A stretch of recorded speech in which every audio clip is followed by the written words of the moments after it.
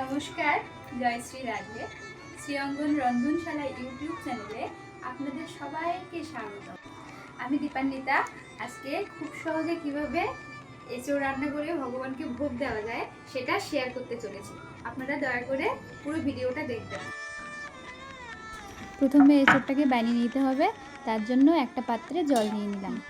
আর একটা কথা বলার, সেটা হলো সবাই আপনারা জানেন, তবুও বলছি, এঁচোড়টাকে কাটার আগে অবশ্যই হাতে ভালো করে সর্ষের তেল মেখে নেবেন, না হলে কিন্তু হাতে কাঁঠালের আঠা লেগে যাবে। এবার এঁচোড়টাকে পিস পিস করে জলের মধ্যে রাখলাম।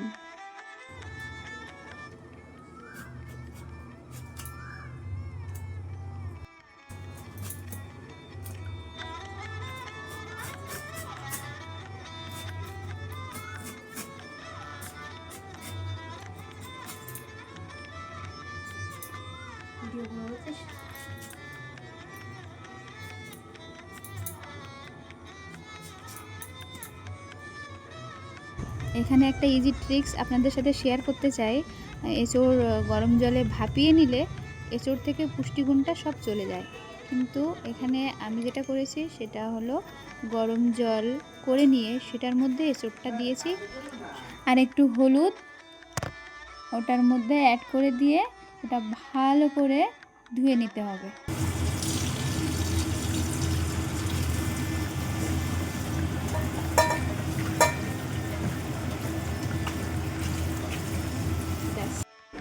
এঁচোড়ে দেওয়ার জন্য 3টে আলু বানিয়ে নিলাম। তারপর একটা কড়াইতে পরিমাণ মতো তেল দিয়ে দিলাম।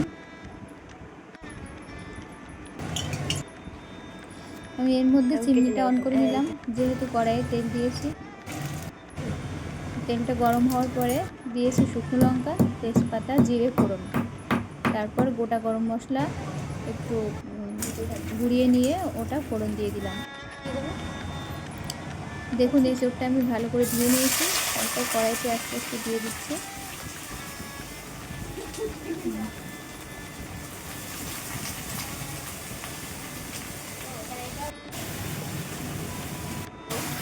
এই চোখটা আমার পুরোপুরি কড়াই দেওয়া হয়ে গেছে।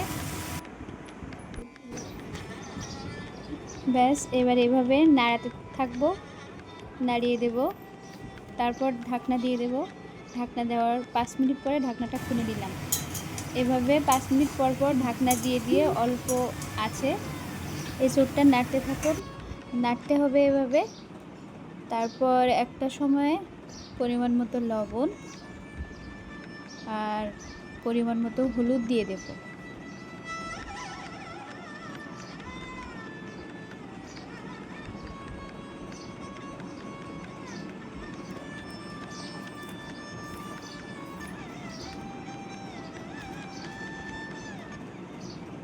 আপনারা চাইলে মশলাটা আগে করে নিতে পারেন, কিন্তু আমি এ সময় করছি অল্প সময়ের মধ্যে, এবং মশলাটা আমি একবারেই করে নিচ্ছি। একটু আদা দিলাম, গোটা 5টা শুকনো লঙ্কা, একটু জিরে, গোটা জিরে দিয়ে দেব। তারপর দিয়েছি আমি চালমগজ আর পোস্ত একসাথে মিলে 1 চামচ পোস্ত আর চালমগজ দিয়ে দিলাম। আর একটা গোটা টমেটো একটু ছোটো করে কেটে নিয়েছি, নিয়ে মিক্সিতে গ্রাইন্ড করে নেব।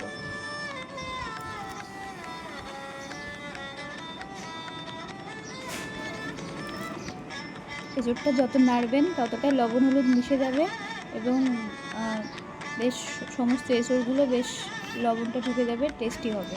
এবার আমি মশলাটা খুলে দেখুন কত সুন্দর কালার এসছে। এবার আমি এটা এঁচোড়ের মধ্যে দিয়ে দেব।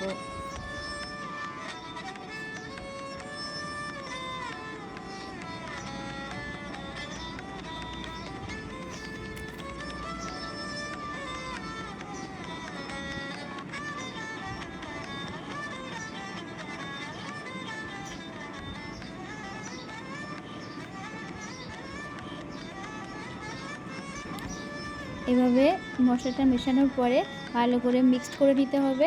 মিক্সড করার পরে আমি এটাতে অ্যাড করছি একটু কাশ্মীরি লঙ্কা গুঁড়ো, যার জন্য এঁচোড়টা বেশ ভালো কালার চলে আসবে।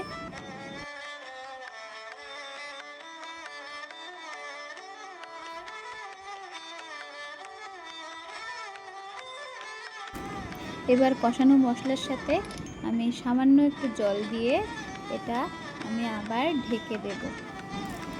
আচ্ছা দেখুন প্রিয় বন্ধুরা, যে কোনো স্পাইসি মশলাযুক্ত সবজি রান্না করার সময় অবশ্যই গরম জলটা ব্যবহার করবেন। ফুটন্ত গরম জলটা তরকারির মধ্যে দিলে তরকারির একটা আলাদা স্বাদ চলে আসে। মশলা কষানোর পরে এবার আমি গরম জলটা একেবারে সবজির মধ্যে দিয়ে দেবো। দেখুন দেওয়ার সাথে সাথেই রসটা ফুটে উঠেছে, যেহেতু এটা গরম জল ছিল।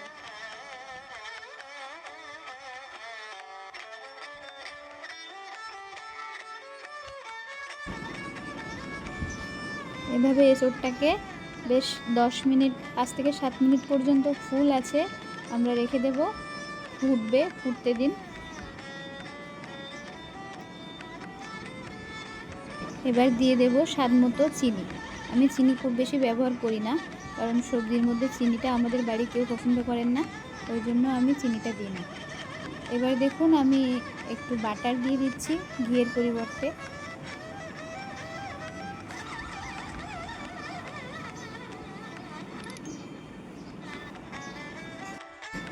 দেখুন আমার এঁচোড় রান্না প্রায় হয়ে এসছে, অনেক সুন্দর কালারও চলে এসছে। আপনারা দেখুন, সব শেষে দিয়ে দিয়েছি একটু গরম মশলা এবং আমি একটা পাত্রে নামিয়ে নেব। তারপর আমি ভগবানের জন্য, গিরিধারীর জন্য অবশ্যই আরেকটা পাত্রে তুলে ভোগ লাগাতে যাব।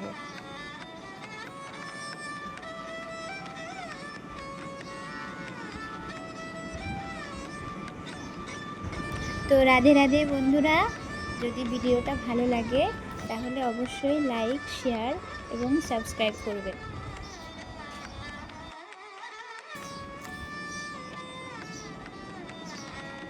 এবার আমি ভগবানের জন্য তুললাম, তুলে আমি ভোগ লাগাতে যাব।